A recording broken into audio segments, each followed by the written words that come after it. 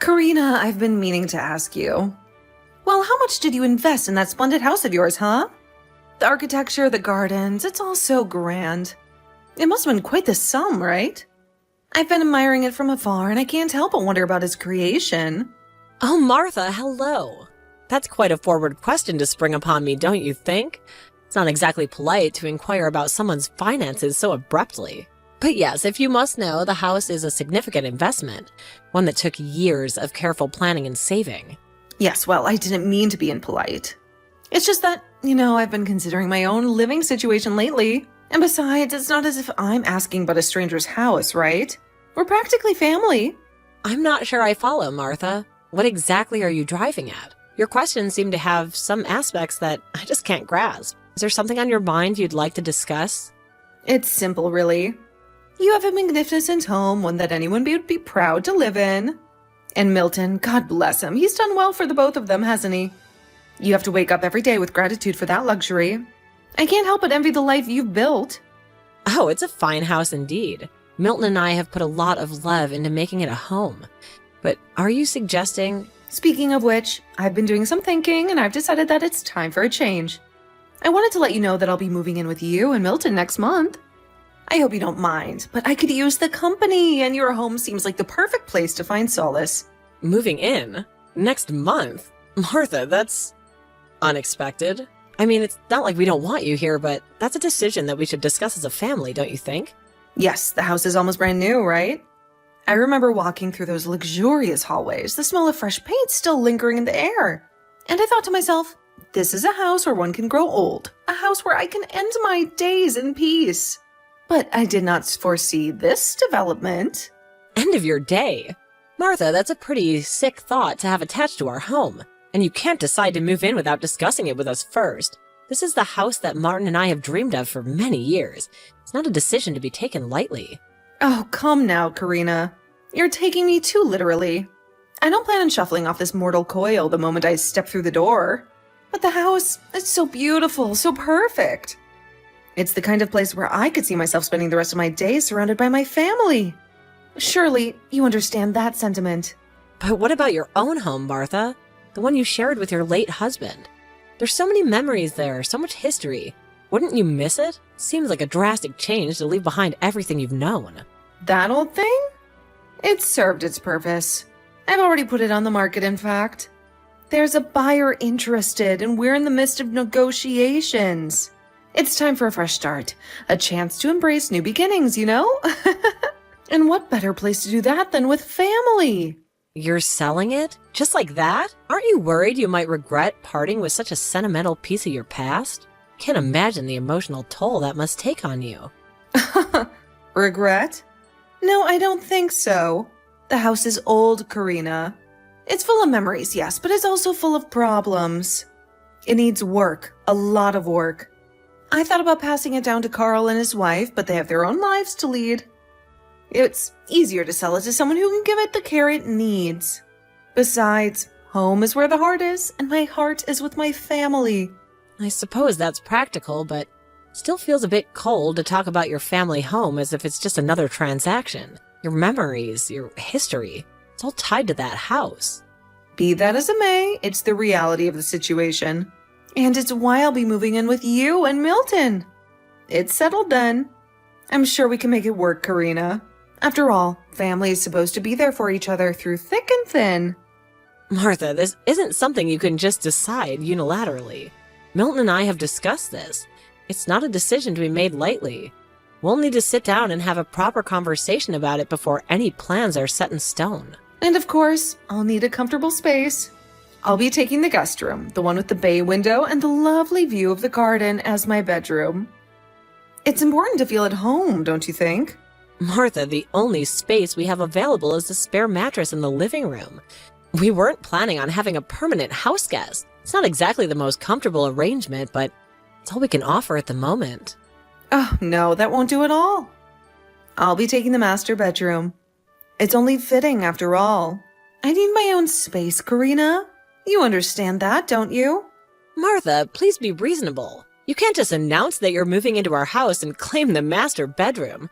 This is starting to become upsetting, and I have to say no. It's not fair to impose such a demand on us without any prior discussion. But it's not really your decision to make, is it? Milton has already given me his blessing. He understands the importance of family.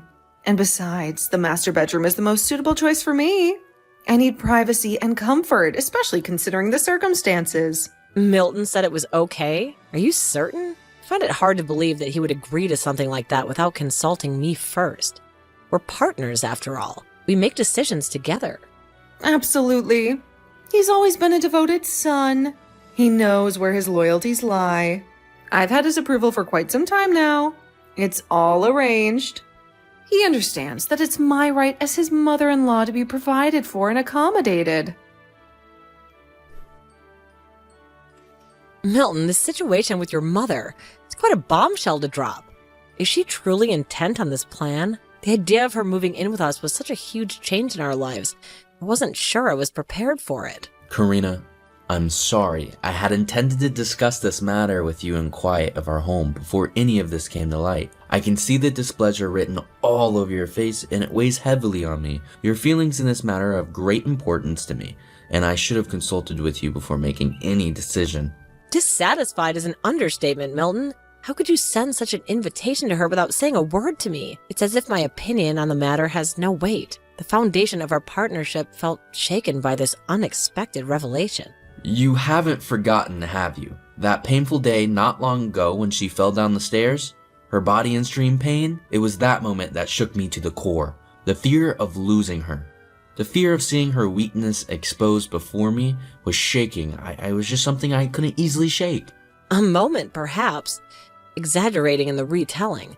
The doctor was clear. It was but a sprain. However, she uses it as a symbol of fragility, right? Her penchant for drama has always been a source of frustration for me. Regardless of the severity, it was a stark reminder of her vulnerability, and it's that vulnerability that forces me to make sure she stays within my protective eye. Carl is overflowing with his children, so he can't give her the attention she needs. I couldn't bear the thought of her being lonely and needy. And yet, in the midst of this all, she chooses to sell her house? It's a decision that seems odd with the image of strength she portrays. The sale of the house is a triviality in the grand scheme. It is important that we provide shelter for her. Let's open our doors for her, and should the arrangement prove untenable, we'll navigate that bridge when we come to it. I vow to shoulder the responsibility so that it does not become yours to bear. Your comfort and happiness are the most important to me. But Milton, this arrangement has already cast a shadow over our plans. We envisioned a fresh start, just the two of us. And now that vision is clouded with uncertainty. I'm struggling to find my footing in this sudden shift. It's left me reeling. Our dreams seem to be slipping away from us. Hearing you upset is tough for me. I really wish things could be different, but as the oldest, I've got a lot to shoulder. Dad's passing left a big hole, and the quiet in Mom's house, it's just too much for her. It's not only about what I should do, it's about making sure she doesn't feel so alone. Above all, Karina, I want to build a life with you. A life where we're both happy and at peace. I want nothing more to build a future with you, Karina. One where we both find solace and fulfillment. Milton, your kindness hasn't gone unnoticed. It's one of the many reasons I love you. But sometimes trying to do the right thing can put us in some tough spots. I won't block your mom for finding comfort, but we need to be conscious. Our relationship is precious. We need to protect it. Let's work through this together so it doesn't pull us apart. Your understanding means everything to me. I promise to always consider your feelings as we figure this out. I am so grateful for your support. Let's stick together and face this as a team, with our love as our guide. Karina, tell me, when do you plan to pack your bags and leave, huh? I can't stand having you around anymore. It's time for you to find somewhere else to live, you know. Excuse me? I'm not sure I understand. You do know this is my house, right? The one at the foundation of all my dreams and memories. Oh, I'm well aware. It's quite lovely indeed. But your presence here, it's like a stain on a perfect painting, rooting the whole ambiance for me. It's as if I can't breathe freely in my own home with you around. Is that right? Ruining your experience? Is that supposed to be a joke? Because I'm not laughing. This is my home, Martha. My safe place. This is no joke, Karina.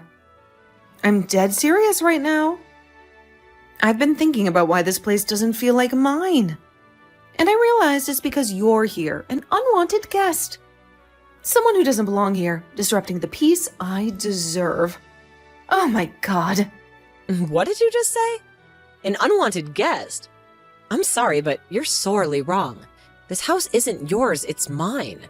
I've worked tirelessly to create a haven for myself, and now you come in here and try and strip it away from me.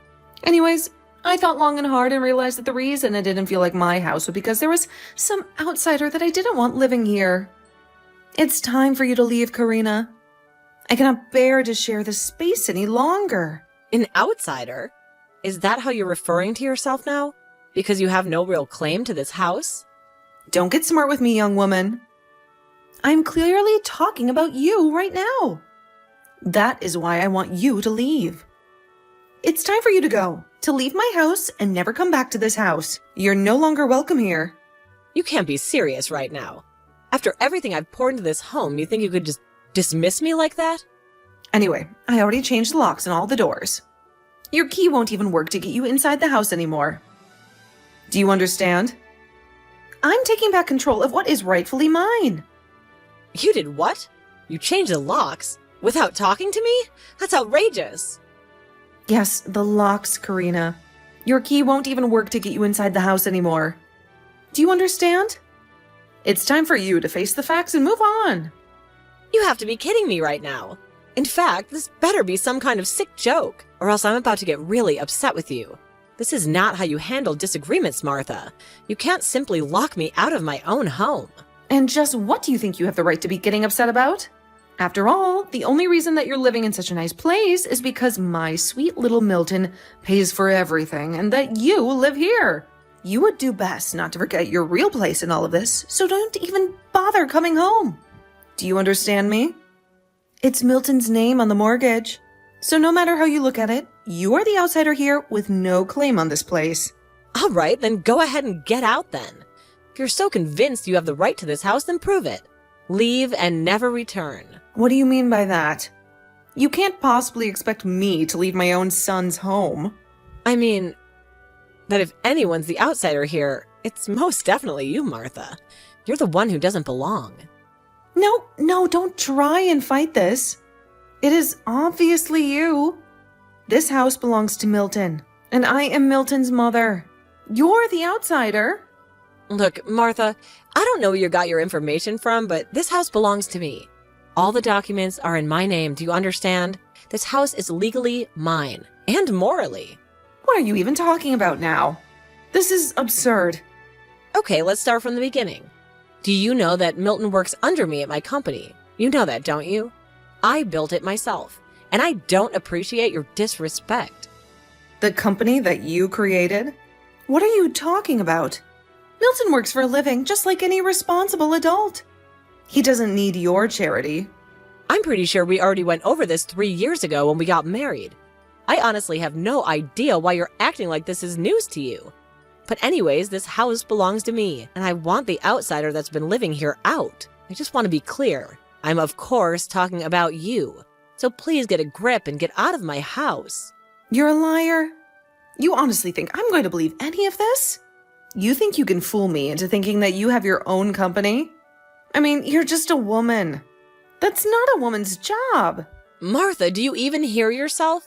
Times have changed. Nobody thinks like that anymore.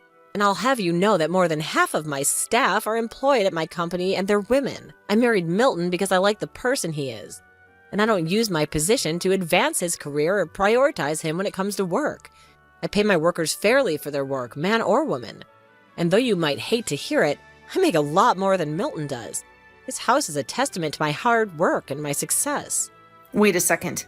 So then you really do own this house? Yes, that's what I've been trying to explain to you. So you see how ridiculous it is for you to think you can barge in here and kick me out of my own home. No, I promise it wasn't that. This whole thing was just one big misunderstanding. I never meant to cause you any distress, Karina. Let's sit down and talk this out like adults. It isn't. In fact, this is the perfect chance for me to do something I've wanted to do for a long time. Now please leave my house. It's time for me to reclaim the peace and tranquility that has been disturbed by your presence. Wait, Karina, hold on for just 1 second. Isn't this a bit much? I mean, we're family after all. Can't we find some common ground? What's a bit much? Do you think you're the only one upset of having to share this house with an outsider? I mean, those are your own words, aren't they? Well, I've been upset about having to share my home with a certain outsider named Martha. And it's not just about you anymore. It's about reclaiming my sanctuary. But Milton told me it was okay if I came to live here. And he would never let you kick me out. After all, his love for me is much bigger than it is for you. Surely he wouldn't allow this. Actually, I was talking to Milton on the phone not that long ago. And yes, you're right. He was very upset. But not for the reasons you think. He's upset because he's finally realized the toll your presence is taking on our relationship. See, I told you that you could never kick me out without losing him. When you first moved here, Milton and I made the agreement that if there were problems that arose from you living here, that we would do what I thought was best for the situation. And after explaining to him about you, it seems your doting son has finally lost the patience that he once had for you. This isn't just about me, Martha. It's about what's best for Milton and me as well. You're not saying what I think you're saying, are you? You can't possibly mean. I'm afraid I am. It's time for you to face the consequences of your actions. You can't honestly intend to just cast me out and leave me to fend for myself, can you? We're family, Karina. Surely you have some compassion left in you. I think the phrase is you reap what you sow. You've made your choices, Martha. Now it's time to face the consequences. What are you talking about? I don't understand how you could be so heartless. I'm talking about the mess you've made in my home life for the past month. Honestly, you should be grateful that I haven't done this much sooner. But then again, you tried to run me out of my own home. To be honest, I was a bit surprised at first. I mean, it takes some serious nerve to try and kick someone out of their own home after you barge in. Is that supposed to be a compliment? Because it's not coming across that way. No, Martha. No, it is not. And to go so far as to change all the locks on a house that wasn't even yours? Well, I imagine it's probably too late to change them all back now. So I'll probably just have to replace them all again. But don't worry, you'll be getting a bill for it in the mail. You can't expect to vandalize our property and not face any consequences. But I was going to ask Milton to pay for all the work I did to replace them in the first place. He owes me that much. Oh man, you really are another kind of stupid, aren't you? I mean, you must really think that the world revolves around you, don't you? It's time for you to realize that your actions have consequences, Martha. I'm not going to sit here and let you talk to me like this. I demand respect. Well, the good news is you don't have to sit here and listen to anything. The only thing you have to do is get out of my house. Neither Milton nor I have any intention of letting you stay here any longer. It's time for you to accept the reality of the situation and move on.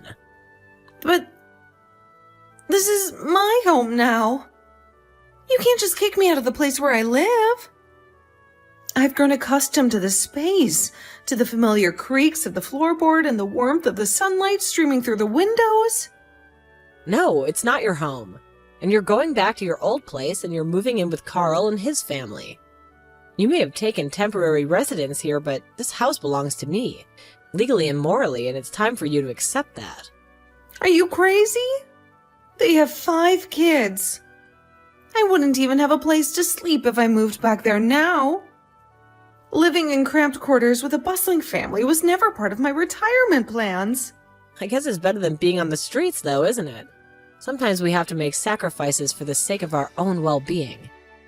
This isn't a game, Karina. And I refuse to play along. I won't go. I won't be cast aside like something of the past. Well, then I guess it's a good thing I called around and found a good senior home for you.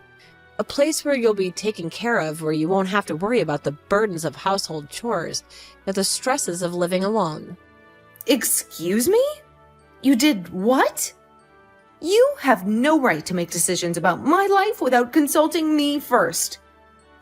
I am still capable of making my own choices, thank you very much. I mean, you're lucky to have me as a business owner as your daughter-in-law.